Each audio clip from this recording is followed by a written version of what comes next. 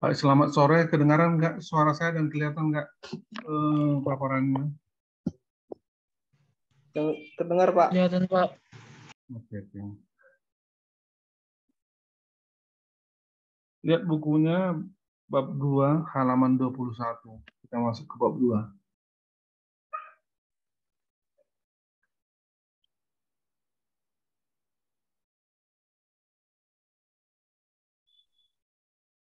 Ukuran statistik bagi data. Itu di halaman 21 dan seterusnya. Asumsi saya bahwa simbol-simbol yang sebelumnya, notasi-notasi sebelumnya, pengertian-pengertian sebelumnya telah kalian kuasai, telah kalian pahami. Oleh karena itu berikutnya ini tidak lagi menjelaskan pengertian-pengertian tersebut. Baik, kita lihat dulu bab 21 parameter dan statistik. Itu di halaman 22.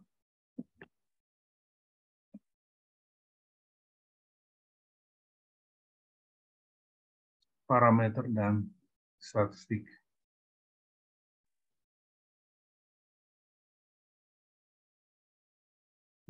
Di situ di halaman 22 itu pengantarnya disebut sebuah contoh, sebuah penelitian tentang kesalahan ketik seorang sekretaris.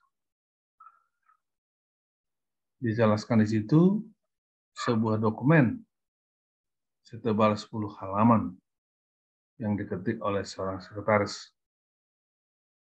Kita asumsikan ini adalah populasi. Ini kita asumsikan sebagai populasi. Berarti dia hanya menjelaskan tentang dirinya. Saya coba buatkan di dalam tabel. 10 halaman itu, halaman 1 ada jumlah salah ketik 1, halaman 2 tidak ada salah ketik, halaman 3 1 salah ketik, halaman 4 2 salah ketik, halaman 5 3 salah ketik, dan seterusnya halaman 10 2 salah ketik.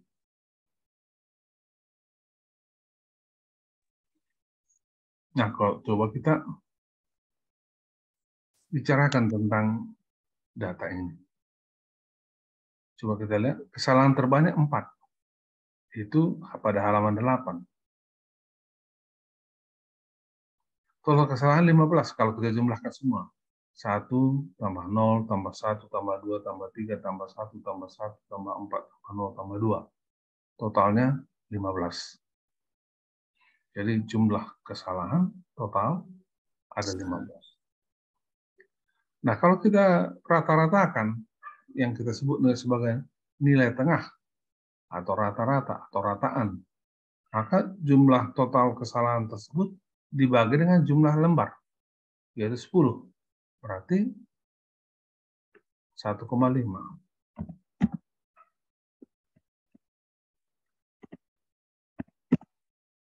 Berarti 1,5.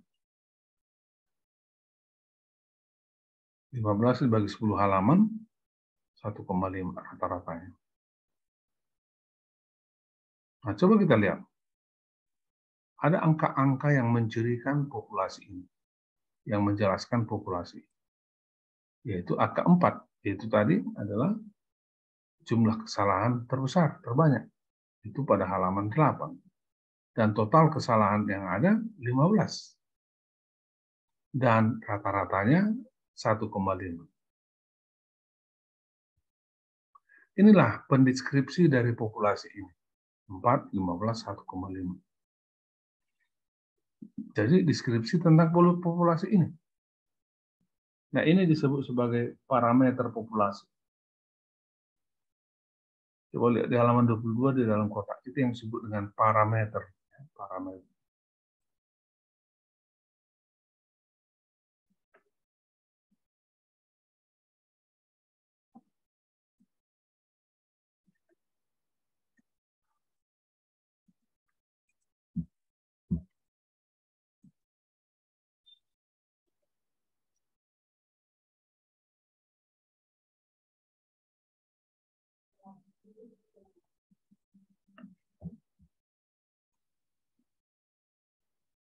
Jadi, kalau kita definisikan, parameter merupakan sembarang nilai yang mencirikan populasi.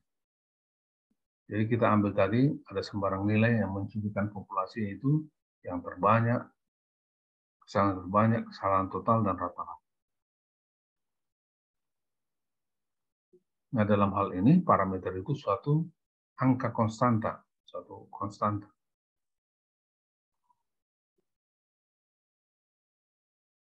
Nah, para pakar sejak dahulu kala sepakat menggunakan huruf Yunani untuk melambangkan rata-rata atau nilai tengah.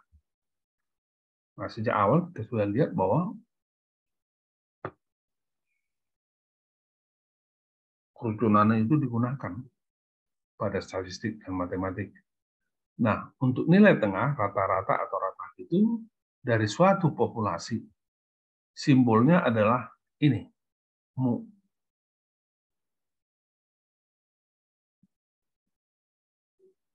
Nah, kalian harus bisa meniru cara penulisan mu ini. Seingat saya dulu waktu saya SMA, itu huruf-huruf Latin ini, huruf Yunani ini kami pelajari. Karena akan masuk ke fisika, ke matematika. Jadi kami tahu huruf-huruf Yunani. Nah, ini dia mu. Nah, kalian harus tiru ini cara menulisnya. Cara menulisnya. Seperti U tapi bukan U. Seperti U tapi bukan U. Membacanya mu, ya, membacanya adalah mu.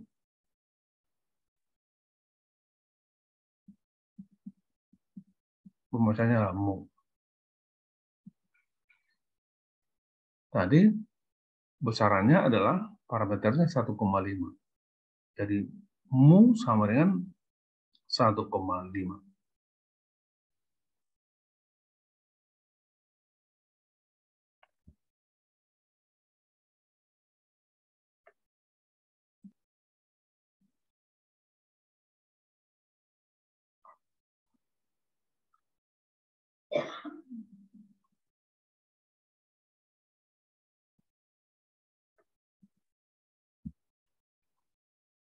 Ya, mu sama dengan 1,5. Nilai tengah atau rata-rata atau rataan. Umumnya kalau dia populasi, dia menggunakan nilai tengah, istilah nilai tengah. Meskipun tidak salah kalau menggunakan kata rata-rata atau rataan.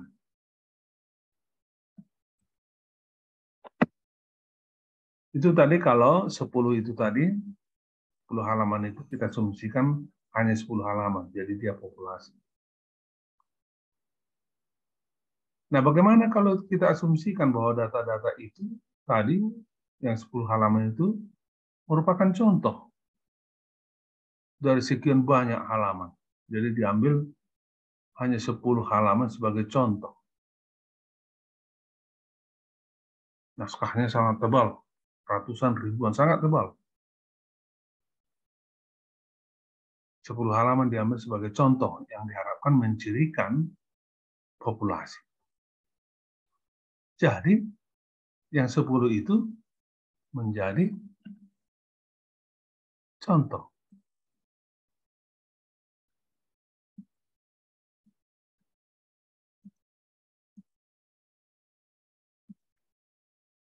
Contoh. Jadi dia dianggap mewakili populasi dengan jumlah halaman yang sangat tebal. Maka nilai 4, 15, 1,5 itu adalah nilai dari contoh tersebut. Dan ini disebut sebagai statistik. Coba lihat di halaman 22 kotak kedua. Sembarang nilai yang menjelaskan ciri suatu contoh disebut statistik.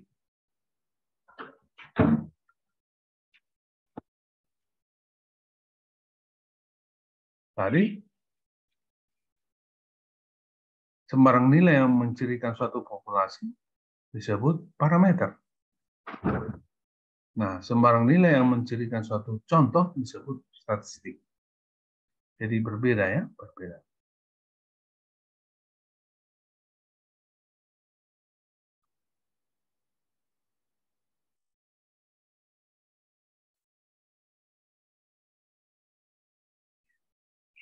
Nah, statistik biasanya dinyatakan dengan huruf kecil.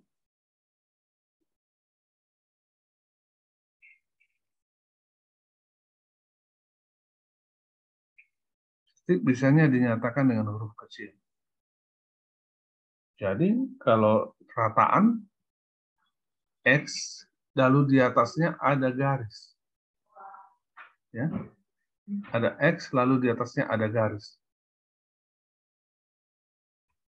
Itu dibaca nilai tengah contoh, atau rata-rata, atau rataan, atau dibaca sebagai simbol X bar.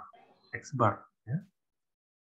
X di atasnya ada topinya garis, dibaca sebagai X bar. Atau bisa juga dibaca nilai tengah contoh, atau bisa dibaca rata-rata, atau rataan. Tapi ini adalah rataan dari contoh. Nah, dalam kasus kita itu tadi, yang 10 lembar itu, rata-ratanya adalah 1,5. Rata-rata. Karena kita anggap dia adalah contoh dari suatu halaman yang sangat tebal.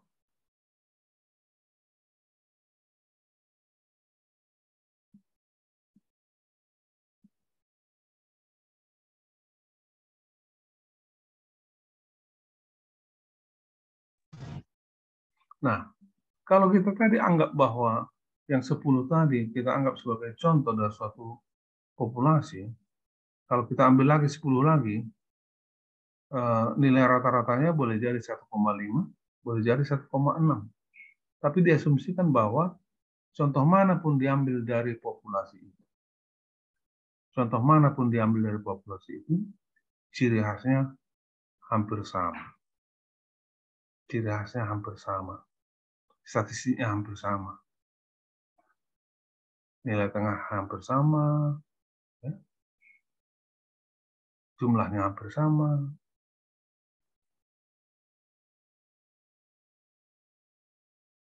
Jumlah kesalahannya hampir sama.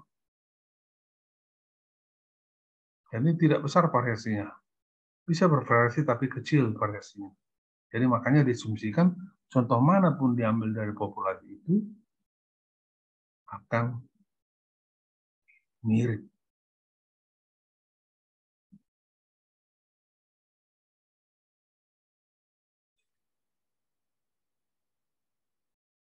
Kita lanjutkan nomor 2.2 halaman 23 di buku. Masing-masing boleh buka bukunya. Bab 2.2 di buku ukuran pemusatan.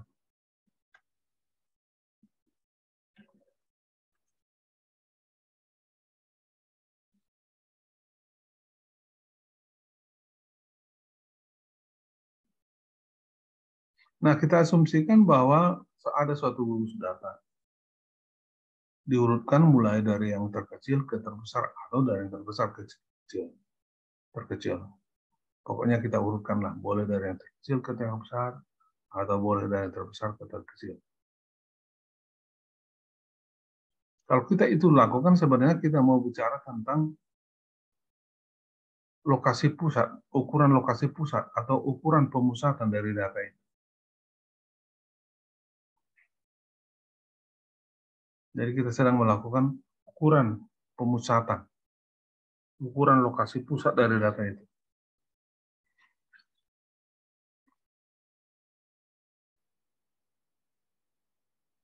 Ada 3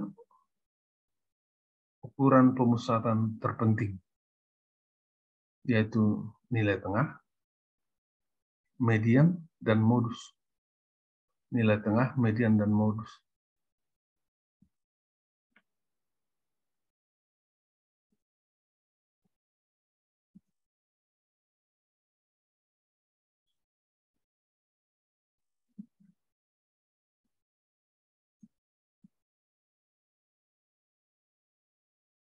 Nilai tengah, median, dan modus. Terpenting dari ini yang sering digunakan adalah nilai tengah.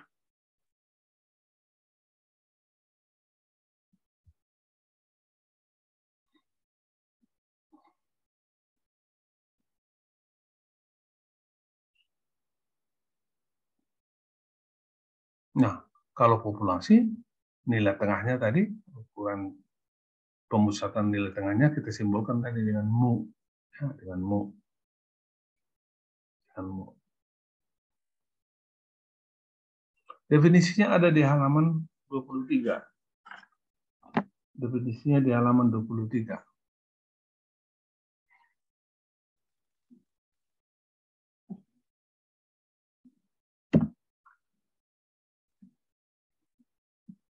Mari kita baca ya. Bila segugus data X1, X2, hingga Xn, tidak di situ N-nya N besar.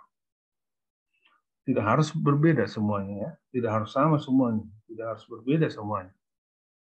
Menyusun sebuah populasi terhingga, ya, terhingga berukuran N. Lihat di situ huruf N-nya huruf besar. Ini akan membedakan nanti dengan contoh. N-nya huruf kecil. Nah, untuk populasi, N-nya huruf besar. Maka nilai tengah populasinya adalah, coba lihat itu, mu sama dengan. Ya, mu sama dengan.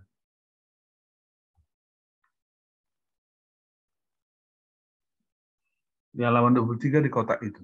Nah, cara membacanya bagaimana? Tertulis itu. Mu sama dengan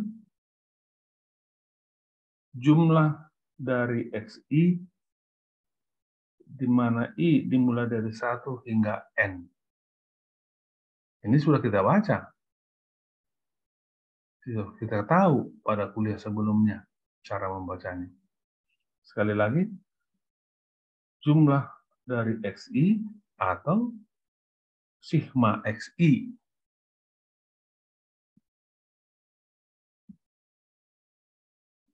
Nah, jumlah dari XI atau sigma dari XI. Yang salah satu digunakannya dimulai dari I, di mana I dimulai dari 1 hingga N. Dibagi N. Lihat itu N adalah besar. Huruf besar. Jadi setelah kita jumlahkan semua dibagi dengan jumlah anggota, maka itu adalah mu, nilai tengah populasi tersebut. Sekali lagi tolong dipahami bahwa simbol ini sangat penting. Simbol notasi ini sangat penting. Karena di situ mencakup populasi dan filosofi dan pengertian.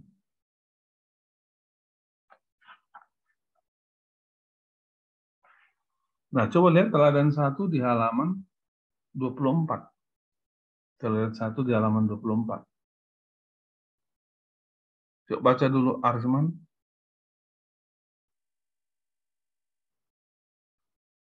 Teladan 1. Arisman. Iya, Pak. Baca dulu.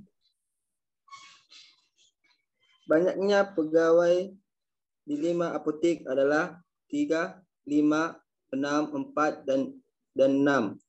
Dengan memandang data itu sebagai populasi, itulah nilai tengah banyaknya pegawai bagi 5 apotek itu.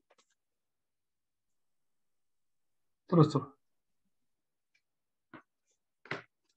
Jawab, karena datanya merupakan sebuah populasi terhingga maka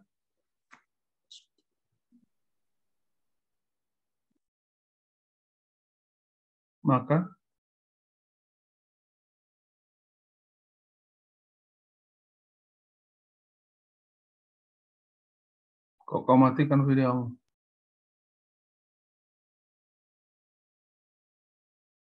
Arisman. Arisman. Agustin Panjaitan.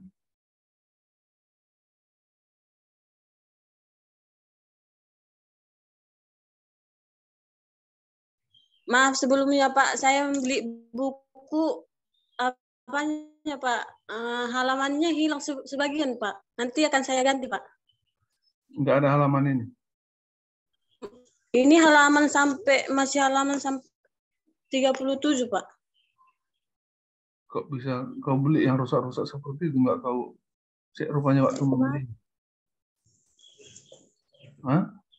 Dari senior aku beli, Pak. Minta lagi lah dari senior itu atau minta uangnya ya? Iya, Pak. Oke, Anju, coba Anju jawab.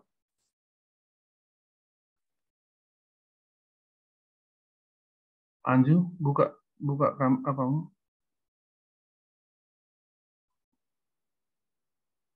Anju. Ya, Pak. Bentar, Pak. Kecilkan volume suaranya.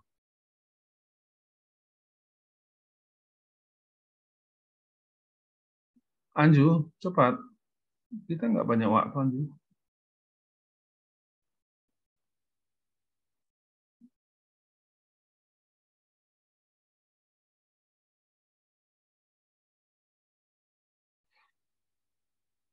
Gindo.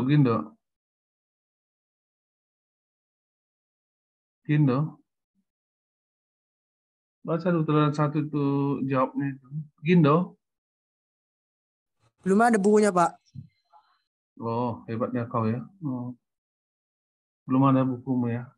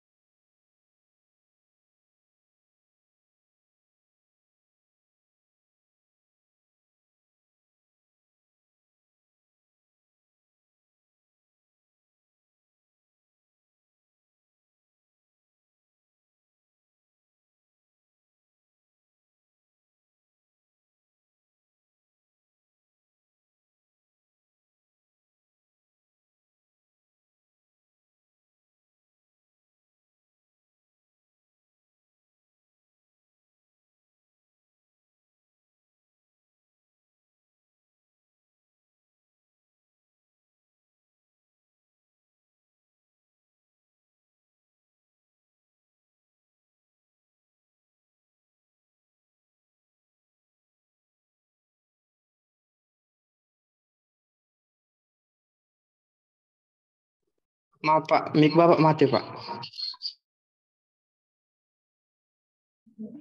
Ya, Gindo Sibarani. Yang mana tadi? Siapa tadi?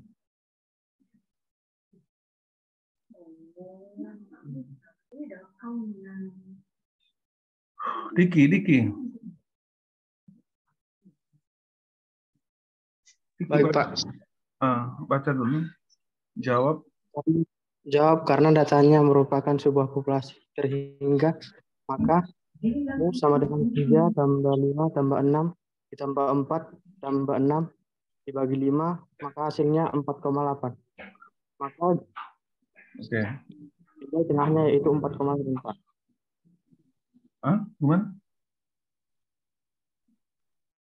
Mu sama dengan 3 tambah 5 tambah 6. Ya, jadi si Diki sudah dapat menjawab 217133. Berarti ada bukumu, Diki, ya? Iya, ada, Pak.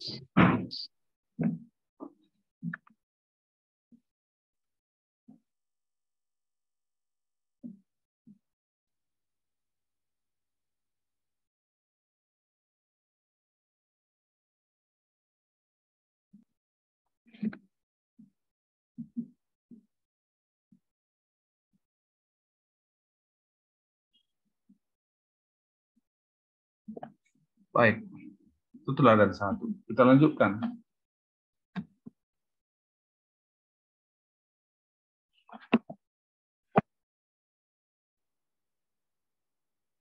Coba baca dulu, Anju, definisi berikutnya.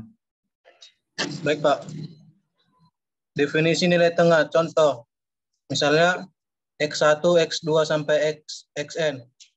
Tidak harus semuanya berbeda. Merupakan sebuah contoh terhingga berukuran N. Maka nilai tengah contohnya adalah X sama dengan sigma. X apa itu? X bar sama dengan sigma 1 per N.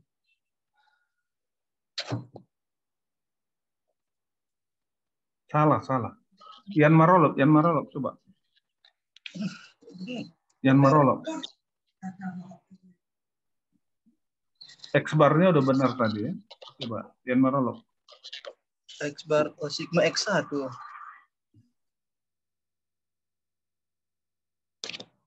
Sigma X1 per N.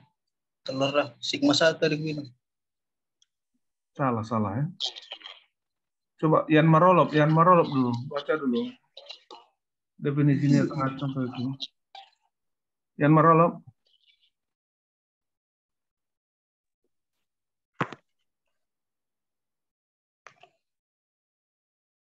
Misalkan X, X2 sampai Xn tidak harus semuanya berbeda, merupakan sebuah contoh terhingga berukuran N. Maka nilai tengah contohnya adalah X bar sama dengan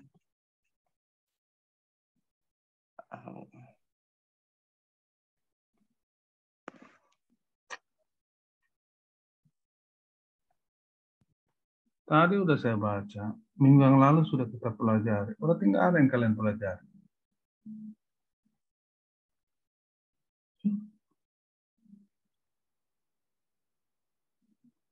Siapa yang bisa?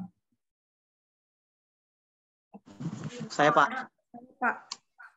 Siapa coba? Andreas, Pak. Andreas, coba Andreas. Oke, ya bagus ya. X bar sama dengan jumlah dari XI atau sigma XI di mana dimulai dari 1 hingga N.